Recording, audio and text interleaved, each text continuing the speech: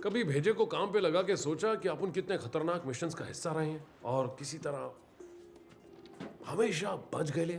मतलब जरा सोचो, अब हमने गाड़ियां, ट्रेन, टैंक तोड़ फोड़ डाले यार। सबमरीन का तो नाम ही ना लूं तो अच्छा है। और हम अभी भी जिंदा हैं। वही तो।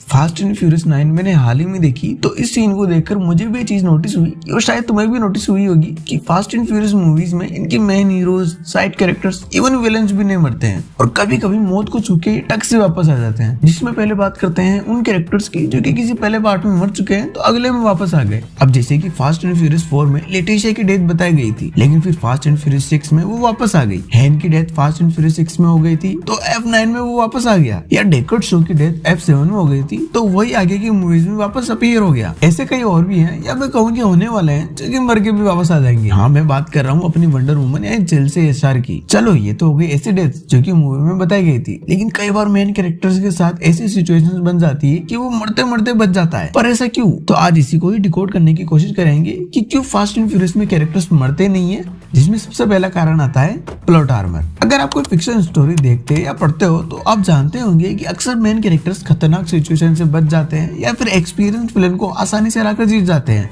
इसे हम सिनेमा की भाषा में प्लॉट आर्मर कहते हैं। इससे ये पॉसिबल होता है कि कैरेक्टर्स की मौत नहीं होती है या फिर वो हमेशा जीतते रहते हैं। ऐसा इसलिए होता है कि स्टोरी के लिए वो कैरेक्टर ज्यादा ही इंपॉर्टेंट होता है। अगर वो मर गया तो शायद वो स्टोरी भी वहीं खत्म हो जाएगी। अब जैसे कि एवेंजर्स एंड गेम में एवेंजर्स हेडक्वार्टर पर थेनोस का हमला करने पर भी एक भी कैरेक्टर घायल नहीं होता है, या फिर तुम किसी भी गॉडजिला, किंग कॉन्ग की मूवी ले लो, वहां पर मेन कैरेक्टर्स हर बार मरते मरते बच जाते हैं। तो प्लॉट आर्मर ये one of the main reason है कि फास्ट एंड फ्यूरियस फ्रेंचाइजी में हर बार कैरेक्टर्स मरते मरते क्यों बच जाते हैं। अब जैसे कि डोम कई बार ultra pro max danger situation में फंस जाता है, लेकिन कहीं ना कहीं बच भी जाता है क्योंकि वो पूरी फ्रेंचाइजी का लीड एक्टर है। अगर वो जिस दिन मर गया, फास्ट सागा भी उधर ही खत्म। पर एक बात ये भी आती है कि मेकर्स ने अपने रिसेंट मूवीज में प्लॉट आर्मर का वर्स्ट इस्तेमाल किया है, या कुछ ज्यादा ही किया है, जिससे वो अनकन्वीनियंट फील होता है। मतलब कार को स्पेस में लगे तो भी इनको घंटा ही फर्क नहीं पड़ा, या फिर रोमन पर पूरी आर्मी ने हमला कर दिया तो भी इस पीकेएल को कुछ भी नहीं हुआ। और इस बात से अपना अगला पॉइंट निकलता है जो कि इन सारी इनकन्वीनियंस को डिफेंस कर सकता है, और वो ये है कि ये सारे कैरेक्टर्स मेटा ह्यूमंस हैं,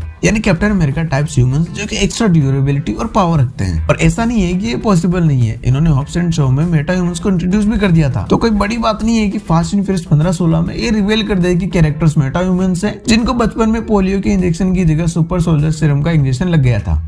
मेरा मतलब मेटा ह्यूमंस के कॉन्सेप्ट को फ्यूचर मूवीज में एक कन्वीनियंट वे में इंट्रोड्यूस कर सकते हैं, और ये कॉन्सेप्ट इनके कई एक्शंस को आराम से जस्टिफाई भी कर देगा। और वैसे भी ओवर द टॉप चीजों को सही तरीके से इंट्रोड्यूस करना इनको बहुत अच्छी तरीके से आता है, तभी ना तो ये इतने सक्सेसफुल हैं। वरना तुम ही सोचो कि हॉलीवुड में कितनी ही फ्रेंचाइजी है जिनके 10-11 पार्ट्स आ चुके हैं। और इस बात से अपना मेन पॉइंट निकलता है money, and that's all that matters. क्योंकि 2001 से चालू ये फास्ट सागा अभी तक टोटल $7 बिलियन कमा चुकी है, और पैसा किसको पसंद नहीं। कल डोम क्या उसका बाप भी जिंदा हो जाएगा अगर उसकी डिमांड बने तो। कहने का मतलब ये है कि लोगों को फास्ट सागा पसंद है, तो डायरेक्टर्स या मेकर्स को क्यों ही चुल मचेगी कि मेन कैरेक्टर्स को मार के इसे खत्म कर दें। और मैं खुद फास्ट सागा का फैन हूँ। ऑनेस्टली फास्ट एंड फ्यूरियस 5 मैंने कई साल पहले देखी थी, और ये उन मूवीज में से एक बनी जिसके कारण मुझे हॉलीवुड मूवीज में इंटरेस्ट आया था। कुल मिला के यूनिवर्सल स्टूडियो जो कि फास्ट फ्रेंचाइजी को ऑन करती है, अपनी मनी मेकिंग मशीन को लॉजिक के खातिर बंद थोड़ी ना करेगी। टोटल बात यही निकलती है कि जब तक ऑडियंस फास्ट सागा के इन over the top action sequences और कैरेक्टर्स के ऑड सिचुएशन में भी सेफ निकलना पसंद कर रही है, तब तक रोमन या डोम ऐसे ही बचते रहेंगे। वैसे तुम्हारा क्या टेक है इस बात को लेकर, और क्या तुम अग्री करते हो इन पॉइंट से? कमेंट्स में जरूर बताना। वीडियो अच्छा लगा हो तो लाइक एंड शेयर कर देना, और अगर नए आए हो तो सब्सक्राइब तो कर ही देना। तब तक के लिए मिलते हैं अगले वीडियो में। जय हिंद, वंदे मातरम।